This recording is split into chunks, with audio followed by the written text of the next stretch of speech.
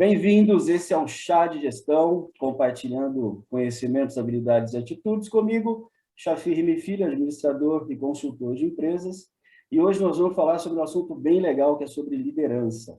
Eu convidei aqui um amigo, grande amigo já de alguns anos, Mário Rosa, publicitário, MBA em Branding, sócio da Ecos, Laboratório de Inovação, diretor da B-Design, Associação Brasileira de Empresas de Design, líder local do World Creativity Day, em Lisboa. Uma presença luso-brasileira aí. Marião, é com você, se apresente, fala um pouquinho para a gente da sua experiência, da sua ida para a Europa. Boa, obrigado, Chafi. Prazer estar aqui com você, cara, falando de um assunto tão bacana que é a liderança. Bom, eu vim para a Europa, acho que só para contextualizar, a Ecos, né, é um laboratório de inovação. Com o laboratório de inovação, a gente trabalha tanto com projetos quanto com cursos, né? Então, desenvolvemos projetos das mais diferentes complexidades, desde como repensar a garagem com a Tecnisa, até como repensar o modelo de remuneração do sistema de saúde suplementar brasileiro junto com a ANS, os países da área da saúde, que é um projeto de Legal. alta complexidade, até a aceleração de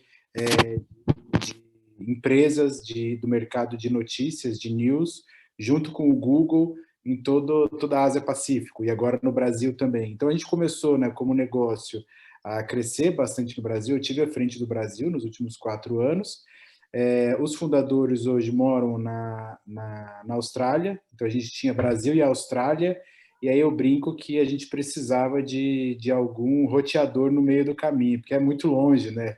Os horários são completamente diferentes.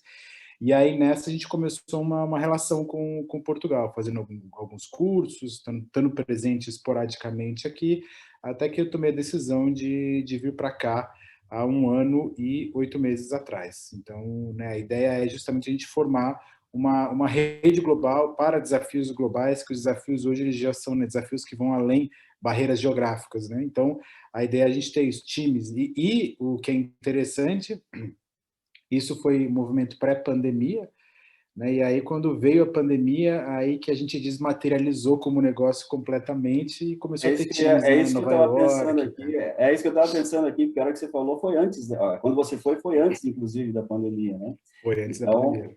lógico, não é vantagem nenhuma ter uma pandemia no meio do caminho, só que serviu para mostrar que realmente a barreira não existe, não tem mais Exato. esse tipo de barreira. É o que a gente está fazendo agora, inclusive. Eu estou aqui no Brasil, estou em Lisboa, né? Não tem bate-papo que fique longe com toda essa tecnologia e para qualquer tipo de curso, para qualquer tipo de situação, qualquer tipo de atividade. Evidentemente que as atividades físicas não tem como ser alteradas, mas tem muita tecnologia por trás ali que a barreira Uhum. não existe. Agora, Mariel, me fala Isso. uma coisa. Eu vi um vídeo seu, bem legal, inclusive, de uma apresentação, não sei se era um webinar, alguma coisa que você me mandou, inclusive, quando a gente começou essa conversa, né, que eu te convidei para cá, e que você Uhum. falava bastante sobre liderança. O que você sentiu, você que está também a fundo nessa área, mas o que você sentiu de diferença ou de desafio, talvez, na liderança mesmo, com essa questão do home office, que hoje a gente já está há mais de um ano, né, fomos forçados a fazer um home office, mas depois também houve uma adaptação natural, houve uma adequação, até talvez uma normalidade nessa questão do home office, mas com certeza no início teve desafios ali, né? Até para a própria liderança, como verificar o resultado, como cobrar resultado, como ver o desempenho da equipe sem estar ali, talvez até a parte psicológica, a parte interna, né, do próprio líder, de estava acostumado a estar ali no dia a dia e de repente já não estava mais com a equipe do lado. O que você sente nesse sentido do desafio da liderança em si? Boa. Bom, acho que o primeiro desafio, né, é que é justamente a nossa tentativa de normalizar as coisas que não são normais, né? Acho que esse é o primeiro ponto. E aí eu queria só ressaltar que isso que a gente está vivendo não é um contexto de home office, né? Porque o home office a gente pode ir para a rua, pode, né, encontrar com os amigos, se prepara melhor para isso também, arruma um cantinho da casa, né, que seja mais confortável para fazer isso. E de repente a gente foi forçado a se trancar em casa, ficar trancado dentro de casa. Então, acho que esse é o primeiro grande desafio, porque isso não é o home office, né? E até Não olhando foi um pouco, natural, né? Foi não forçado, é o foi que você na... falou, foi Exato. forçado, né? Não houve esse tempo para preparação. Talvez a preparação para o home office ocorreu depois de já 6, 8 meses de pandemia, que aí sim as pessoas viram que isso ia se estender por mais tempo e começaram a arrumar esse cantinho da casa. Houve, inclusive, uma procura muito grande por móveis planejados justamente para arrumar o escritório ali, enfim, né? É isso. É isso. Bom, e aí acho que a primeira dificuldade é essa, e aí dentro desse contexto, eu acho que o próximo grande desafio vai ser o desafio da saúde mental.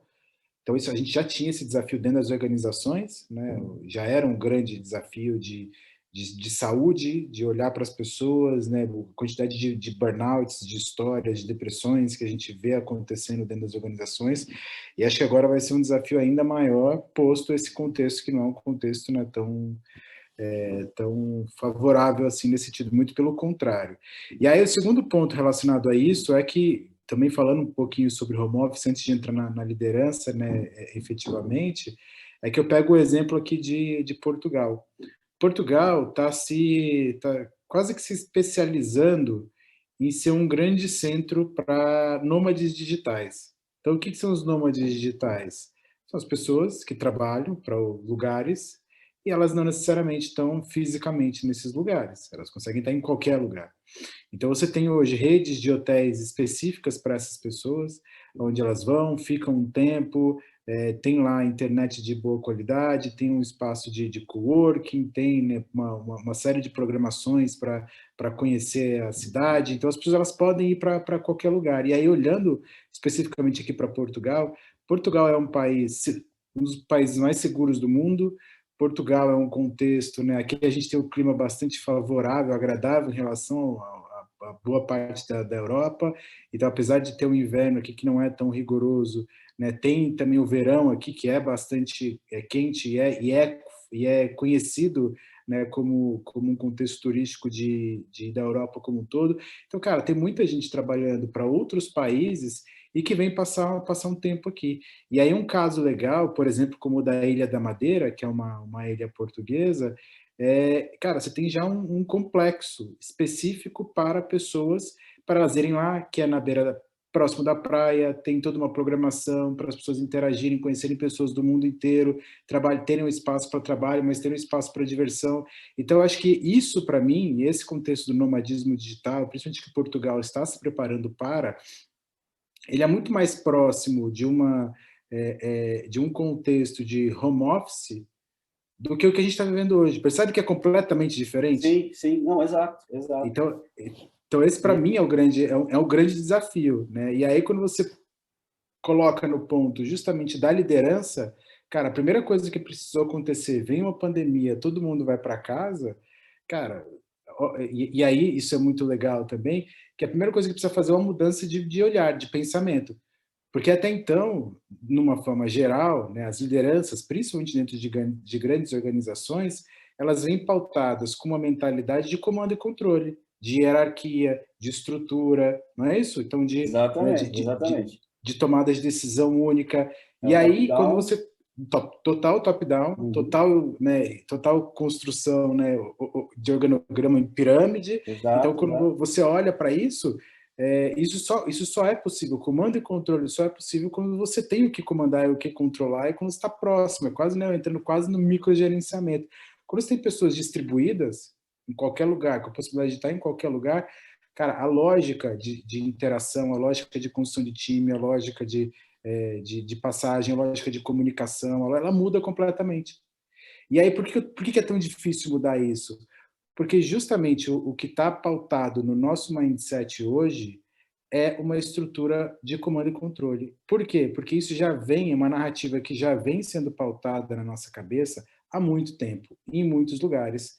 E aí isso é um pouco do que eu falo, né, naquele vídeo que eu te passei, do Dia Mundial da Criatividade, que eu falo justamente isso, né, e até dando um exemplo, né, eu trago até como exemplo uma frase do Peter Drucker, que é o pai da administração moderna, que lá na década de 80 ele falou, você, cara, o protótipo da organização moderna é a orquestra sinfônica, porque tem 200 músicos, todos são especialistas de alto nível, contudo só um instrumento não faz a música, só a orquestra pode fazer.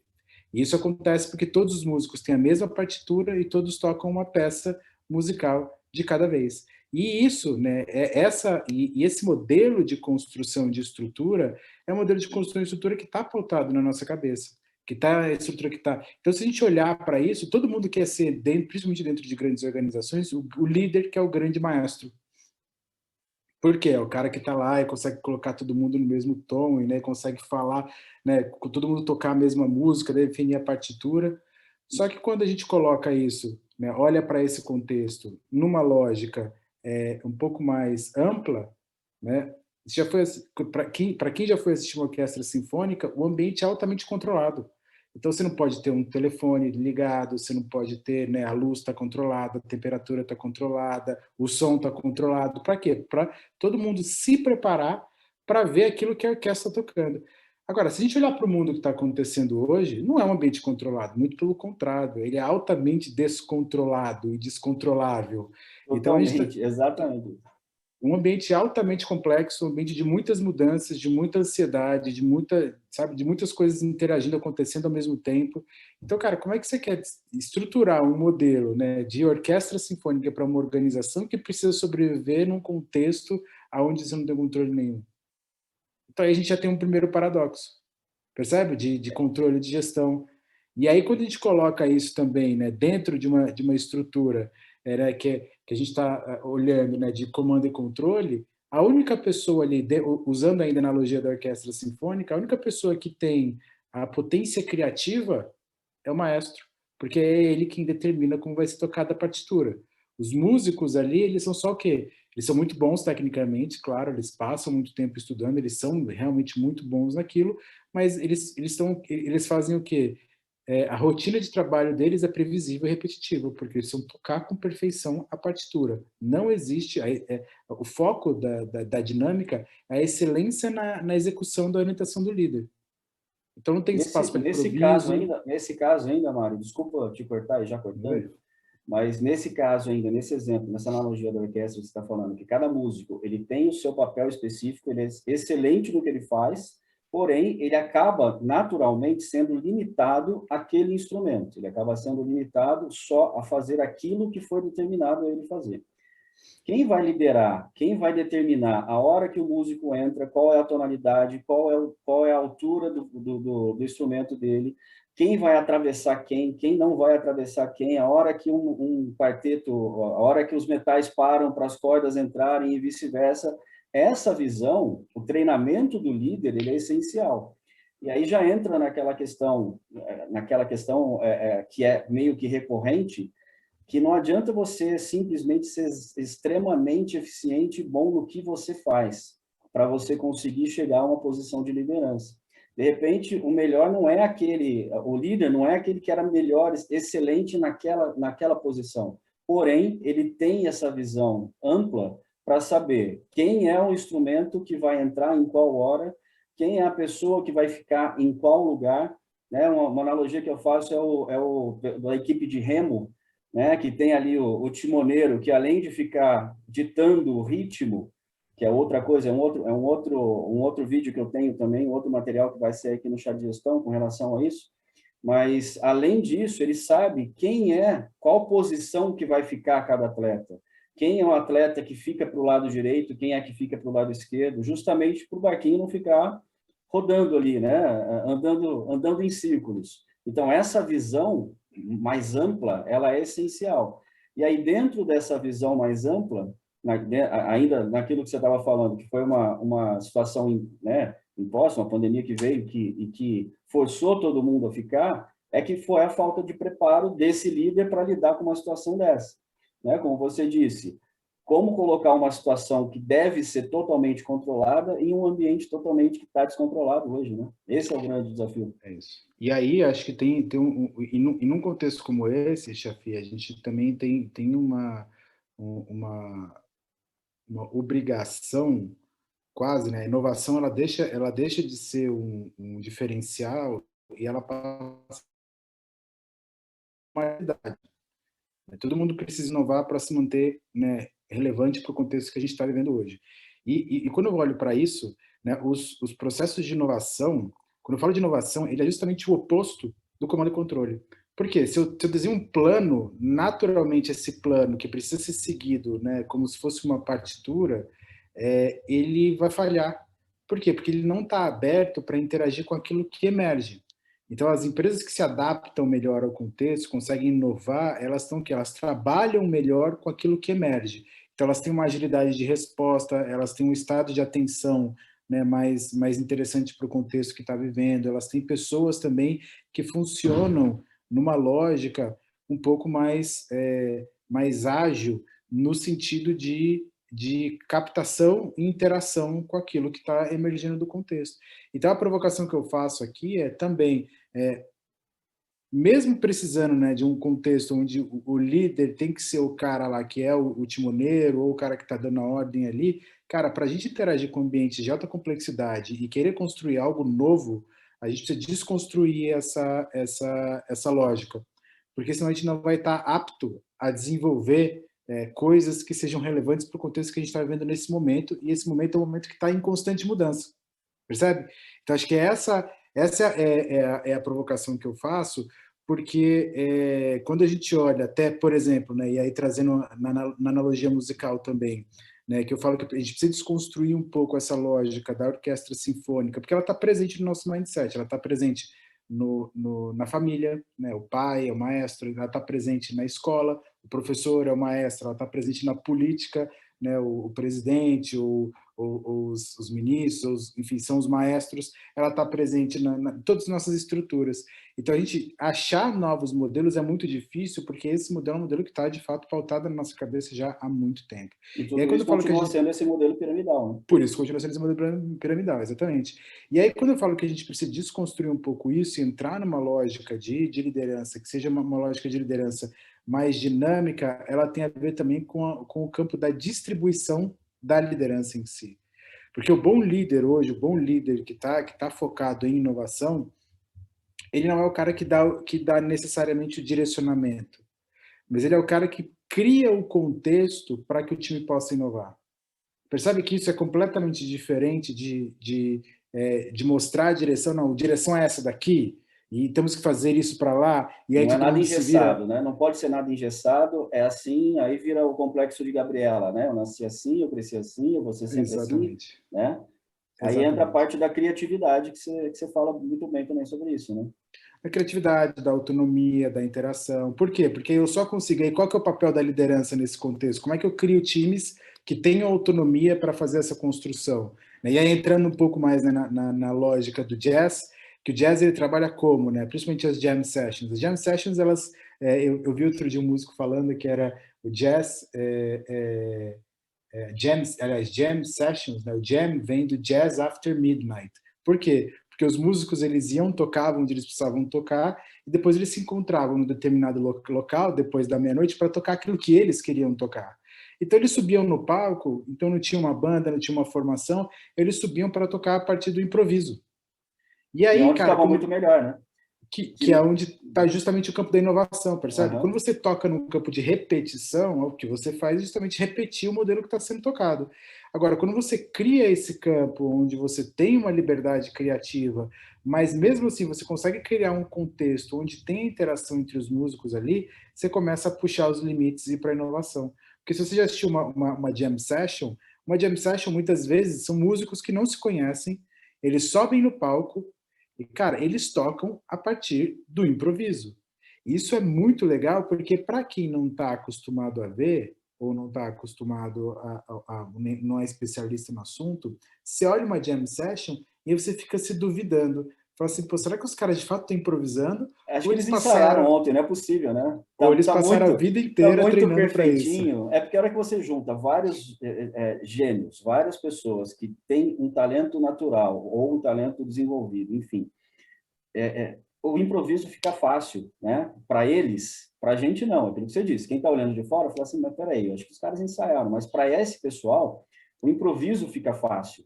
Tá já na mente ali, para se acontecer isso, na hora já pulo para cá. Se o cara da guitarra tocar tal nota, o do piano já sabe que ele pode fazer uma introdução diferente ali, né? Então, assim, esse lado do improviso eu acho muito legal. Eu também curto jazz. Não sabia essa questão do nome jam, não sabia que vinha desse After Midnight, é bem legal. Mas essa questão dessa comparação com o jazz, a orquestra sinfônica e o jazz, assim como o blues também, ele entra nessa questão do improviso, eu acho bem legal, justamente pelo fato de você ter pessoas extremamente competentes e que estão fazendo algo que nunca fizeram. Ou seja, tocar daquele jeito, tocar aquela sequência de notas é uma coisa que ela não... E amanhã, de repente, nem lembro o que ela fez na noite anterior, né? Como que funciona essa... Aí talvez você tenha esse conhecimento maior do que eu. Ficou tão bom que a gente vai gravar agora. Eu não sei como funciona isso. Então, isso é uma lógica muito, muito legal que gera uma série, né? Quando eu falo sobre essa comparação, gera uma série de dúvidas, e uma delas que fala que as pessoas perguntam justamente essa, mas como é que os caras, né, conseguem fazer isso? Bom, primeiro, quando você fala de uma jam session, ela não está pautada no caos, muito pelo contrário. E aí é uma coisa que a gente precisa começar a desconstruir também, né, na cabeça, que é eu ir para um campo do improviso não significa que eu estou indo para um campo do caos descontrolado. Muito pelo contrário. É um campo altamente controlado, só que ele é controlado por outros fatores que não do comando do mestre, do chefe, né, que está ali Do colocando. normal, da cadeia piramidal que a gente É estava isso. falando antes. Então, como é que eles fazem? Quando os músicos sobem no palco, eles não saem solando. Porque, primeiro, não é uma competição de solos. O Sim, que eles precisam fazer é o conjunto. E a música, ela não é só a soma dos solos também. A música é o que acontece entre os músicos, inclusive entre a composição dos solos. Então, acho que esse é um ponto super importante, porque é daí que emerge a música, daí que emerge a melodia, daí que emerge a inovação. Então, acho que esse é o primeiro ponto. O segundo é que eles sobem no palco, eles não começam a solar. Eles fazem o quê? Primeiro, eles estabelecem o padrão. Porque no jazz tem vários padrões que são conhecidos. Então, o que eles fazem? Eles começam a tocar um padrão. Então, legal. E tem vários padrões dentro do jazz. Pode ser uma melodia, uma música reconhecida e tudo mais. Então, eles vão lá e começam a tocar o padrão. Quando eles começam a tocar o padrão, eles se alinharam. A hora que eles se alinharam, aí eles vem a oportunidade para o improviso e para o solo. Então, a hora que eles estão improvisando, a hora que vai alguém e vai e dá o solo, o que ele faz? Ele consegue sair do campo, trazer o melhor que ele consegue para aquele momento, só que a hora que ele vai entregar para o solo da outra pessoa, ele faz o quê? Ele volta no padrão. E aí entra outra pessoa, faz o solo, volta no padrão. Aí entra outro músico, faz o solo, devolve no padrão. aí é o trabalho Percebe? em equipe, Então, né? Esse, esse, e esse, aí, esse trabalho em equipe é para que cada um não apareça mais do que o outro, e além disso é entregar a bola para o outro para que o outro também apareça, né? Apareça, enfim, faça o seu melhor. Não é só eu querer mostrar o meu melhor. Eu vou mostrar o meu melhor, mas eu vou passar a bola para o Marião para que ele mostre o melhor dele também. E é isso. essa repetição, né? É isso. E aí, cara, isso é uma coisa muito legal, porque quando você observa uma jam session, você está observando um time de alta performance. E isso é o que as empresas tentam buscar. Essa lógica de comunicação, de interação, de inovação, é o que as empresas tentam colocar para os times quando eles falam, queremos treinar times de alta performance. O que é um time de alta performance? É uma jam session, uma banda de uma jam session. Aí você olha numa jam session e fala, quem que é o líder que está ali? Você não consegue reconhecer quem é o líder. Não tem, não tem, né? Não, na verdade até tem. Na verdade até tem. Muitas vezes as bandas de jazz têm um líder. Geralmente elas têm um nome, né? O David Brubeck, o quarteto do David Ah, tá. Brubeck. Aham. Tem um nome do cara que está ali. Só que o que o líder faz geralmente? Cara, ou ele seta o contexto, ou ele, né, fecha os contratos, ou ele é uma liderança mais criativa e consegue definir os padrões, e aí a turma... Então você percebe que a lógica ela é outra, ela não é mais do comando e controle, vem por aqui todo mundo olhando. Por isso que até a forma como uma jam session, uma banda de jazz se posiciona numa jam session, ela é completamente diferente de uma orquestra sinfônica, que fica todo mundo parado, olhando de frente para o maestro, esperando ele dar a nota. Numa jam session, você tem uma composição muito mais fluida, quase um organismo vivo, onde você consegue ter a interação e a troca entre todo mundo. Só que não é simples fazer isso. Por quê? Porque, de novo, quando eles sobem no palco, eles não começam a solar, a maior preocupação deles naquele momento não é pensar eles vão fazer. Porque se eles pensarem no solo, eles vão tocar algo mecânico planejado e que provavelmente vai se desconectar da música. E eles não vão conseguir fazer um bom trabalho. Então eles estão muito mais preocupados ali em entrar, em estabelecer esse campo, em ouvir, porque a hora que eles estão ouvindo, eles estão fazendo o quê? Colocando todo mundo na mesma vibração, setando o mesmo padrão, se conhecendo e se entendendo como time. E a hora que eles setam o padrão, e detalhe, esses músicos eles são tão bons tecnicamente quanto os músicos da orquestra sinfônica. Porque eles passaram estudaram e treinaram a mesma quantidade de horas. A mesma preparação, exatamente, a mesma preparação é fundamental. Só que eles estão acostumados a tocar numa lógica completamente diferente. O que eu quero dizer? Se eu pegar um músico um músico de jazz, inverter a posição e colocar numa orquestra sinfônica, ele vai fazer o quê? Ele vai se deprimir.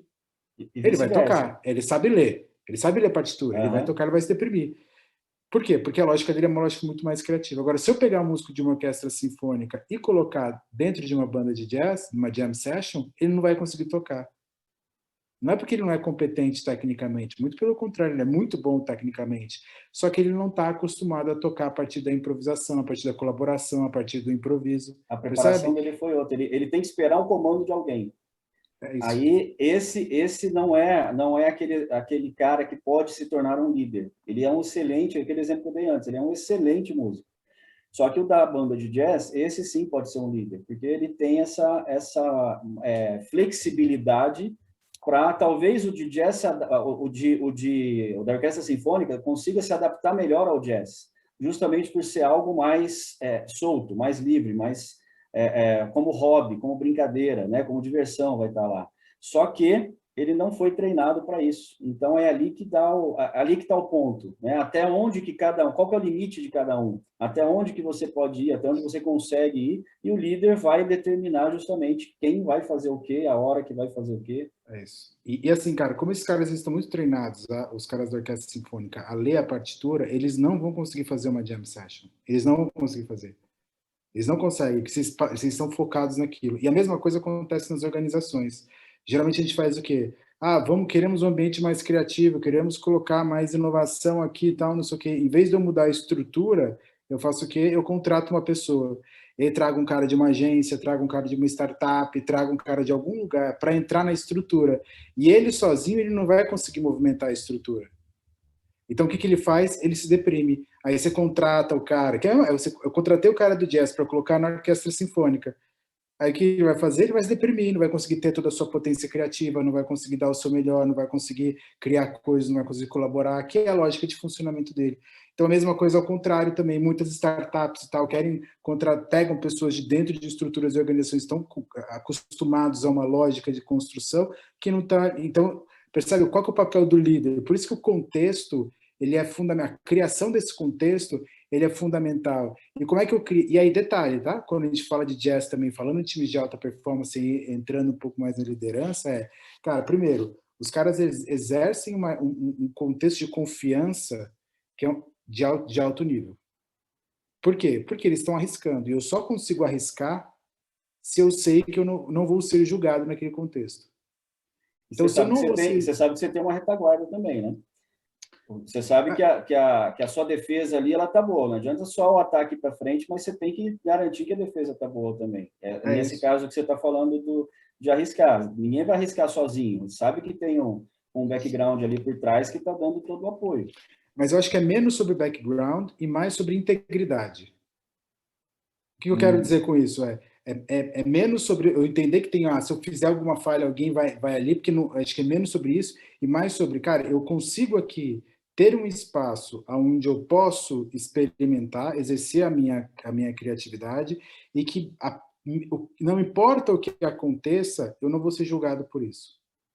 Legal, por quê? Legal. Porque o julgamento, e é isso que acontece muito nos modelos de comando e controle, o julgamento ele é um dos principais, o medo de se expor que vem através do julgamento, ele é um dos principais engavetadores de boas ideias. Porque o cara não vai se expor, porque ele vai ser julgado. E a gente só consegue ter um ambiente de confiança quando a gente tem um ambiente de exposição. Consegue se expor, e eu vou dar o meu melhor aqui, porque eu sei que o Chafi vai dar o melhor dele ali, porque eu sei que o outro vai dar, e cada um vai construir o melhor disso, e a gente não vai ficar apontando o dedo um para o outro. Então, e todo mundo pode errar à vontade. Né? Essa é a hora de poder errar. ter a tranquilidade de poder errar, porque eu não vou ser julgado. É isso que você acabou de falar. Né? Isso é bem interessante para que se consiga criar, voltando agora para uma empresa, por exemplo, se consiga criar essa base de confiança, que eu acho que é um dos grandes desafios, né?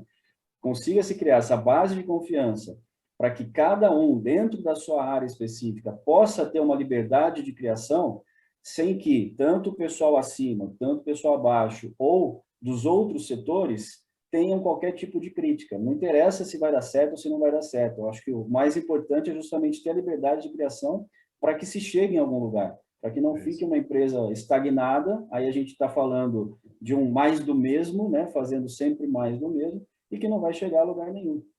E aí eu acho importante só, Chafi, que assim, a gente ouve se falar muito, né, da tolerância ao erro, tolerância ao erro. Eu nem gosto muito dessa, dessa frase, porque quando a gente fala o erro, parece que a gente está batendo nas costas da pessoa e fala assim, você errou, meu querido. Vamos... Mas acho que é justamente o contrário. Não, assim, não é nesse sentido, tá?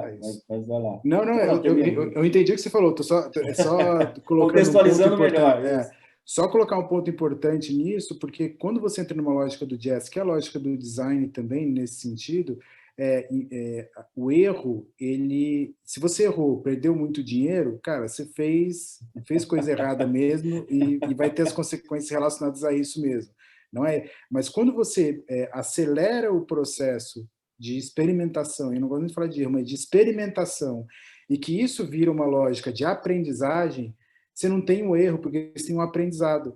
E aí, quando você aprende, mesmo quando você aprende, e é um caminho que não era aquele caminho que era planejado, você tem a oportunidade da rápida mudança de rota. E vira uma nova lógica de experimentação de aprendizado, que é isso que a lógica do jazz faz. Então, quando assim, se a pessoa ela tá ali, vamos colocar, né, pela lógica do erro, o cara tocou uma nota errada no meio da composição ali, não era aquilo que era esperado, se deu uma destoada, os músicos, os outros músicos, eles não vão parar para apontar e falar você errou.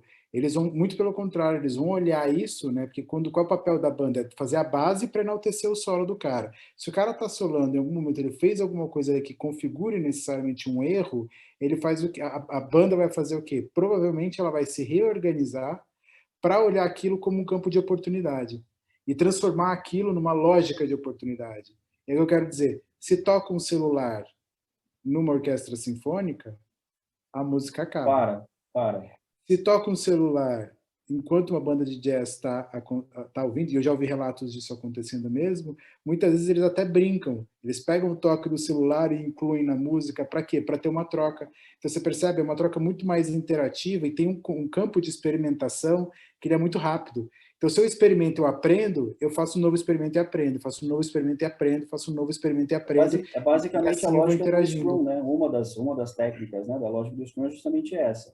Você fazer essa experimentação para corrigir rapidamente, não esperar que a coisa se evolua para que aquela correção que poderia ter sido feita lá atrás, aí sim vai virar uma perda de milhões lá na frente que poderia ter sido evitada.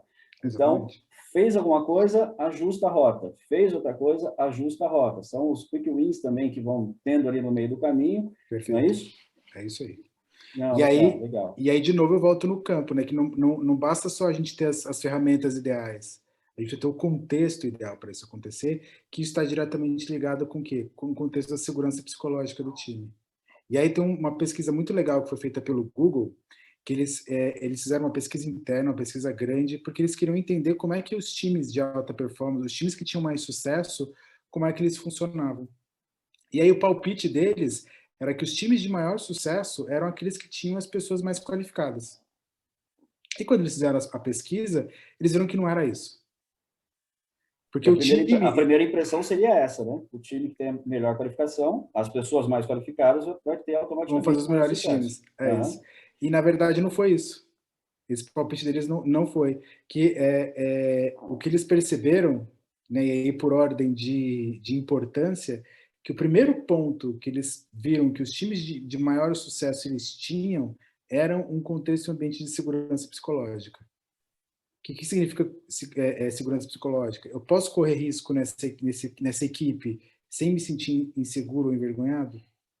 O segundo ponto era a confiabilidade.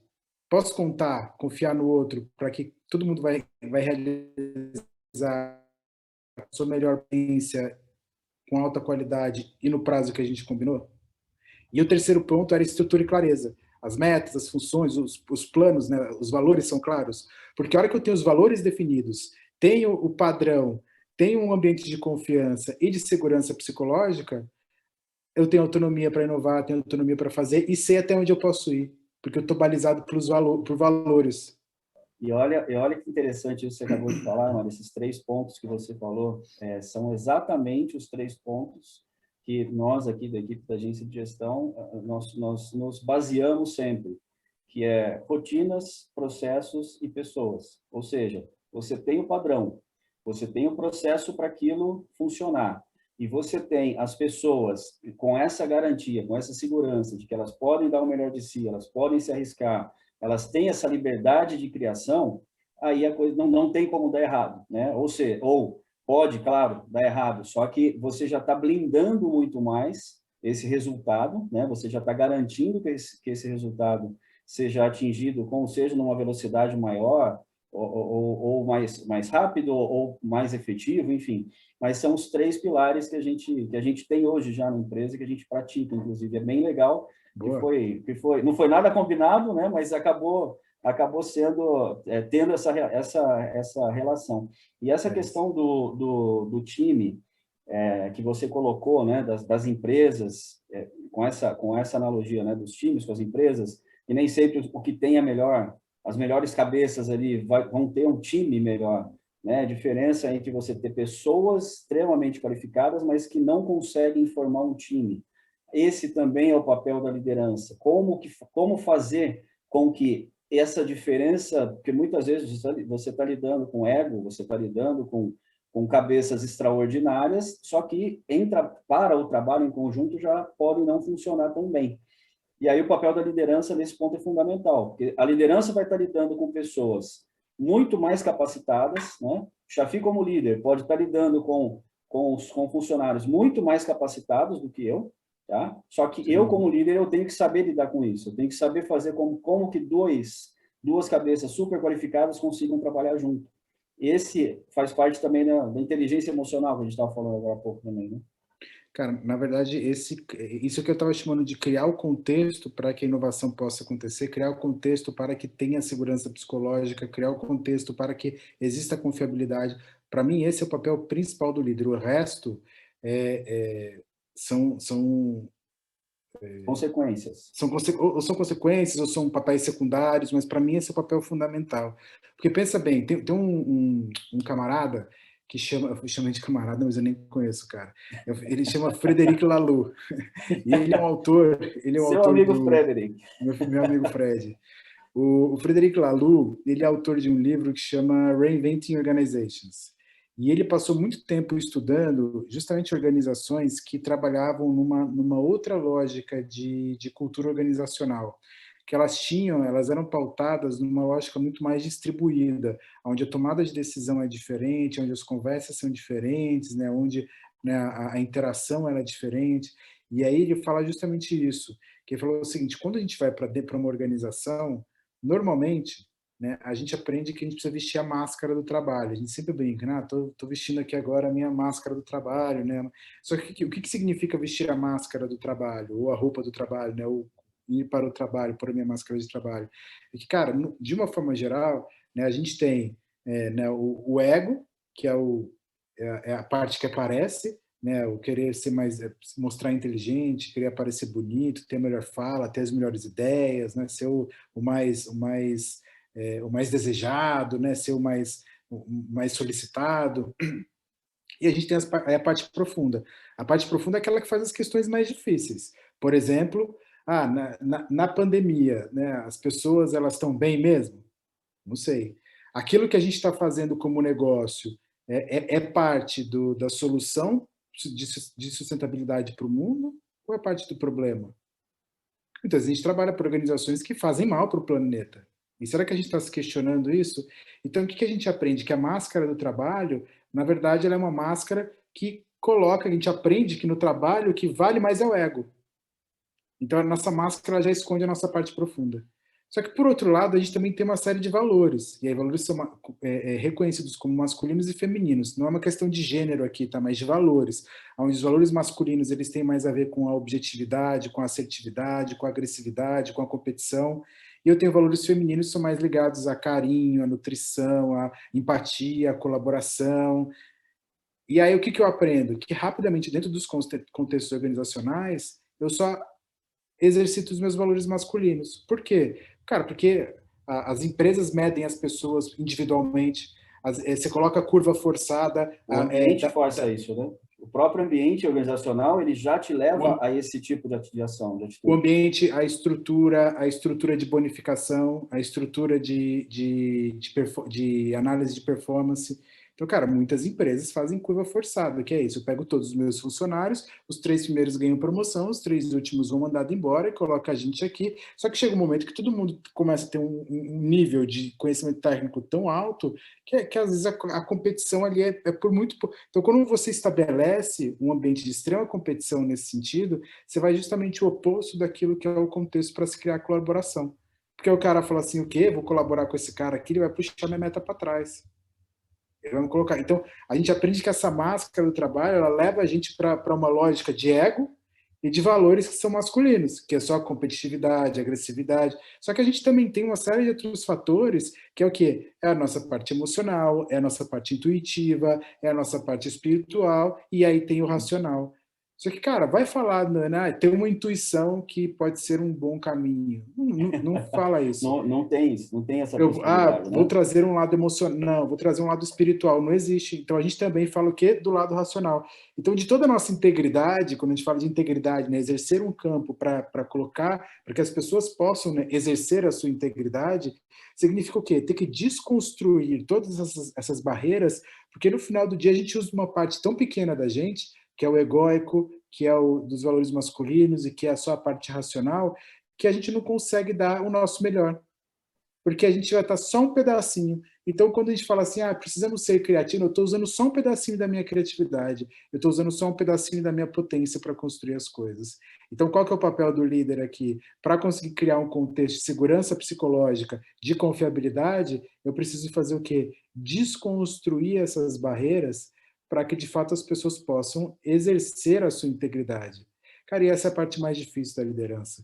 Não é estabelecer, né, ou só processos, não é só montar time, não é só... Mas como é que eu consigo estabelecer esse campo e esse contexto para que as pessoas possam ser íntegras, exerçam a sua integridade? E isso tem a ver necessariamente com algo que as organizações até pouco tempo atrás, ou algumas ainda hoje, acham que é uma fraqueza, que é o quê? A tal da vulnerabilidade. E a vulnerabilidade é o quê? Nada mais é do que a porta de entrada para toda a nossa potência, para as nossas emoções. Então, a vulnerabilidade, ela não é sobre ganhar ou perder, ela é sobre ter coragem de se expor, mesmo sem poder controlar o resultado. Percebe? Comando e controle, sem poder controlar o resultado. Então, na verdade, a vulnerabilidade ela é uma fraqueza no modelo altamente hierárquico, onde você não consegue controlar. Então, tem a ver com medo de perder o comando e controle. E essa Perfeito. lógica a gente E precisa inverter. você consegue ter uma visão de evolução disso daí que a gente está conversando, dessa mudança de pensamento, de X anos para cá, isso já começou a mudar. É lógico, a gente não tem como fazer nenhum tipo de previsão aqui, não é isso. Mas você estuda isso mais a fundo, você trabalha diretamente com isso, você vai ter uma noção, um conhecimento muito maior do que o meu.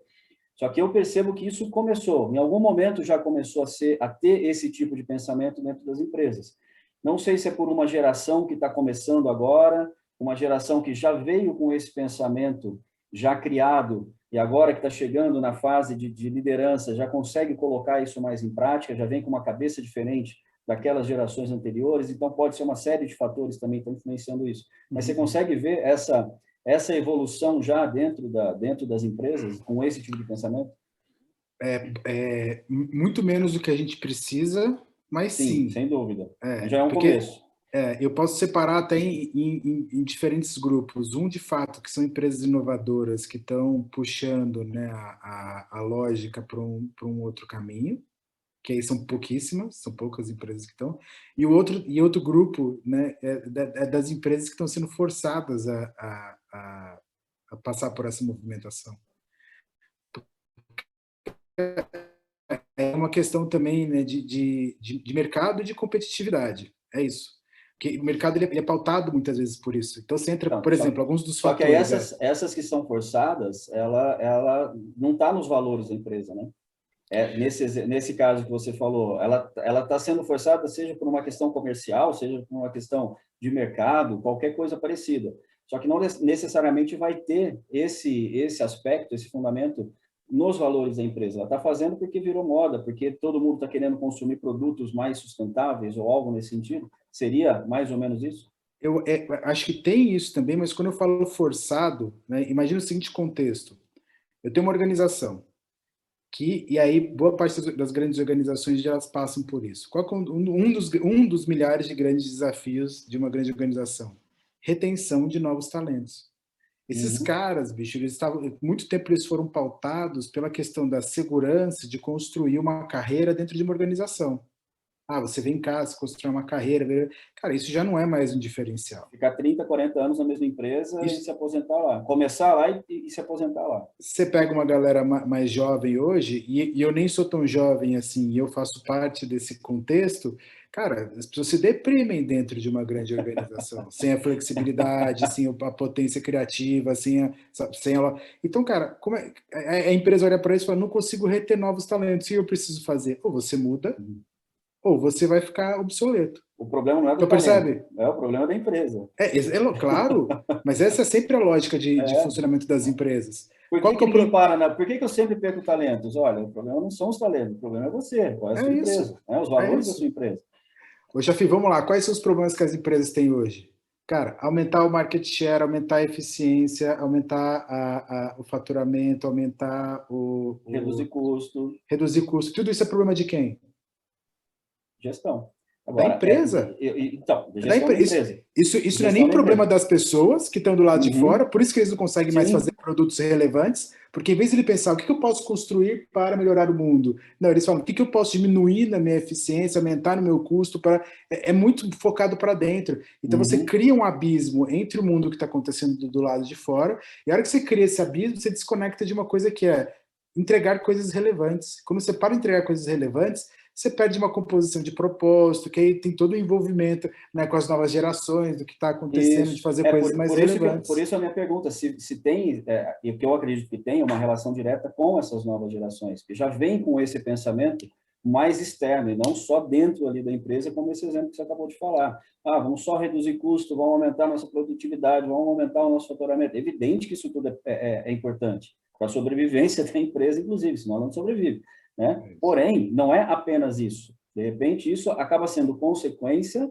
de uma ação externa com pensamentos voltados para a sociedade e não para a empresa, e que, na minha visão, antigamente não tinha tanto isso, né? Hoje está já começando, como você bem disse, ainda não está no nível ideal, acho que nem começou a atingir ali algo que se possa prever uma curva ascendente. Não, ainda é um embriãozinho, mas talvez já seja um começo, talvez não seja na nossa geração que a gente vai pegar isso daí, né? Já o resultado legal disso. Porém, já é um começo para essa retomada aí, ou uma nova visão, uma nova vertente ali, não é isso? É isso. E eu gosto de falar assim, cara, como a curva de desenvolvimento, né, de transformação, ela está cada vez mais acelerada e exponencial, né, de crescimento, de Uhum. evolução, eu acredito que a gente vai pegar muitas coisas assim, de mudanças. Só que também tem uma questão de escolha pessoal aqui, né? Que é onde eu quero estar. Eu quero estar, né, nas organizações, nos espaços, nos contextos onde as coisas novas estão acontecendo, ou eu quero estar nos contextos, nas organizações, nos espaços onde eu preciso lutar muito para que a evolução possa. Porque a gente pode fazer essas escolhas hoje pela Sim. quantidade de coisas que tem no mundo, pela quantidade de oportunidades, de empresas, de contextos. Então, a gente pode fazer escolhas também. Acho que esse também é uma beleza que fala assim, legal, posso fazer escolhas, eu posso escolher não estar aqui mais. Cara, na época dos nossos pais, dos nossos avós, talvez, isso não era uma escolha. A necessidade ali não era mais, não é o propósito. Ali era colocar comida na mesa. Estou Uhum. na parte mais baixa da pirâmide de necessidades ali, cara, preciso pôr comida na mesa. Então, E se dê por satisfeito por conseguir fazer isso, né? Exatamente. Só que hoje, né, hoje a gente está mudando um pouco essa lógica. É óbvio que a gente está falando ainda de um campo de privilégio, porque o mundo ainda está completamente desigual. A gente tem um Sim. mundo onde mais de 50% dos países hoje eles vivem sobre governos que são autocratas ou ditatoriais, né? A gente tem um monte de crises globais aí acontecendo, mas ainda assim dá para, né, tirar alguns recortes de desenvolvimento, que a gente está indo para um caminho de maiores políticas de igualdade, né, de maiores contextos de acesso mais facilitado para todo mundo. Então a gente está numa luta, é uma luta que ela demora e a gente tateia muitas vezes a volta, né? A gente quer voltar para alguns anos do passado, mas a gente acha que estamos caminhando. Eu tenho uma visão super positiva que sim, estamos caminhando Ainda para um bem. contexto. Mas me fala uma coisa, Manuel, você está agora em Lisboa, você já, lógico, você é brasileiro, você trabalhou aqui até então, e você tem esse contato com o pessoal da Austrália, que são os fundadores da empresa, como você disse. Uhum. Essa diferença, né, você tem contato direto com eles, evidentemente.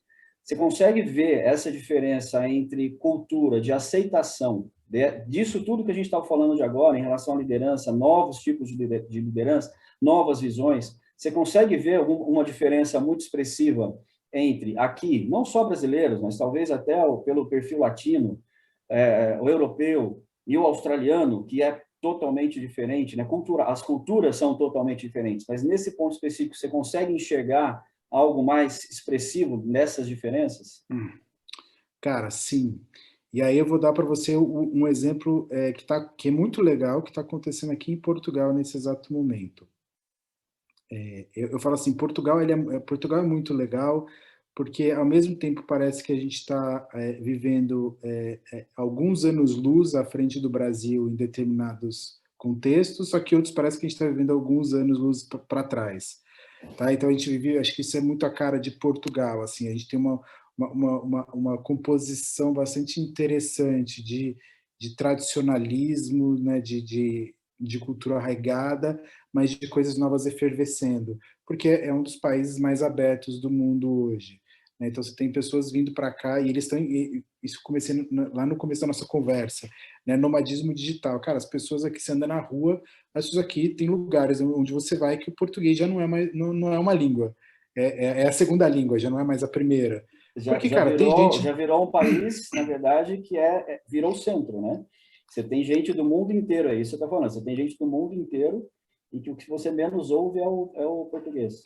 Tem gente do mundo inteiro, tem um incentivo muito grande para lógicas de novos negócios, como as startups, como as empresas de tecnologia. Então, muitas empresas estão colocando grandes centros de inovação aqui. Então, você tem, por exemplo, a Mercedes I/O, que é o hub de inovação da Mercedes, tá baseado aqui em Portugal. Você tem um novo modelo de negócio da Volkswagen, que é a Volkswagen Digital Solutions, que tá pautado aqui em Portugal E esse também, movimento é recente? e é Esse recente, movimento é é recente. recente? E é o único que está aqui, esse modelo, da forma como ele só existe aqui em Legal. Portugal. Então você tem, cara, uma série de incubadoras, uma série de aceleradoras, você tem, né, uma série de conexões, que isso daqui faz, cara, com que haja um choque entre o que? As empresas mais tradicionais, que têm os mindsets mais tradicionais, que tem muitas vezes ali, né, a linha de construção de pensamento mais tradicional, e um avalanche que está vindo de coisas novas aqui, mudando culturas, pessoas e tal. Então, isso gera esse choque. Né? Então, esse choque tá promovendo coisas muito legais. E acho que assim, e aí o Brasil, é que o Portugal é um contexto muito menor que o Brasil. No Brasil você enxerga isso também, só que o Brasil, ele, de certa forma, ele também é muito concentrado. Então você pega, sei lá, São Paulo, Rio de Janeiro, por exemplo, mais São Paulo, né? Cara, você tem uma concentração muito grande ali de coisas acontecendo, modelos, empresas, organizações, não sei o que, cara, muito grande. E aí você vai para outros lugares, é quase que o oposto, né? Você tem menos, você tem mais, né, linhas de construção mental mais tradicionais, né, para não dizer mais retrógradas, e por aí vai. Então você tem esse choque, só que aqui o choque ele é muito mais, como o contexto é muito menor e está passando por uma transformação, aqui você tem esse choque ele acontecendo o tempo todo. Cara, isso é muito rico, isso é muito legal, Sim, porque está promovendo coisas novas, inovações, coisas estão emergindo a partir dessas possibilidades de interação. porque você não fica só no regionalismo, né? Na tradição do regionalismo em si, e fica concentrado no regionalismo.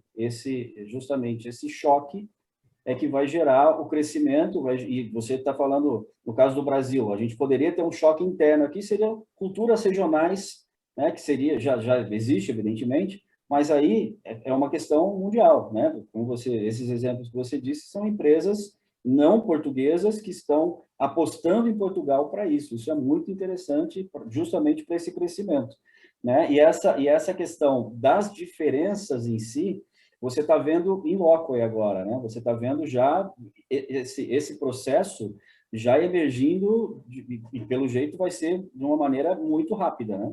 Você fala, Super. como você falou que foi recente, esse movimento já começou recentemente, só que ele já está estruturado, já tá enraizado aí, né? Na cultura dessas empresas que estão chegando, inclusive.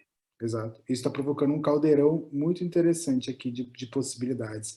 E aí, isso que é legal, porque quando você cria, né, lembra, fazendo um link com a conversa que a gente estava tendo, né, quando você tem lógicas mais centralizadas, o modelo de comunicação das lógicas centralizadas, ela é a partir do ponto central, que é o líder. Então, ele Sim. não permite maiores comunicações e interações entre a base. Por quê? Se é um estagiário, tem que falar com o coordenador, que vai falar com o diretor, que vai falar com não sei o quê, para chegar até o outro lado. Agora, quando você cria lógicas mais distribuídas de comunicação, você consegue ter interações múltiplas ao mesmo tempo. E isso favorece muito o contexto para a inovação. E aí, quando você tem campos onde as pessoas elas estão nesse modelo, nesse entendimento de contexto aqui, você joga, né, você faz uma provocação para o contexto, ele responde de uma forma muito mais rápida. Então, quando você está em contextos, né, a gente tem pessoas mais inovadoras, esses contextos de nômades digitais, as empresas mais... Cara, você joga alguma coisa ali, eles retornam. Você faz uma conversa, a conversa evolui. Você faz uma interação, a interação vai com uma outra oportunidade. A E não reação é gera, rápida. a A reação é reação é rápida. rápida e é uma Uhum. reação positiva, de evolução, Sim. diferente do contexto. Que é a brincadeira que eu faço. Se a gente chegar numa empresa tradicional, fala assim, vamos fazer um brainstorming, está na moda fazer brainstorming. Vamos pegar as melhores cabeças de cada área. Pegar o melhor do financeiro, o melhor do jurídico, o melhor do RH, o melhor da administração, o melhor do design, o melhor do marketing. Coloca todo mundo junto na mesma sala. Qual é a chance de sair alguma coisa nova a partir dali? É muito baixa. Mesmo eles sendo muito bons tecnicamente. Por Uhum. quê? Porque vai chegar o estagiário lá e vai falar assim, vamos fazer o WhatsApp do carro autônomo. Aí vai chegar o financeiro e vai falar assim, de acordo com a lei 3457, isso não é possível. O jurídico. Vai chegar o financeiro, de acordo com as previsões de budget, não dá para pagar. Vai chegar outro e vai falar, Acabou, não, de matou a acordo com ideia. a... É isso que você fala. Ele ainda fala assim, desculpa, mas eu estou só defendendo aqui o lado jurídico, que é o meu papel aqui dentro da organização.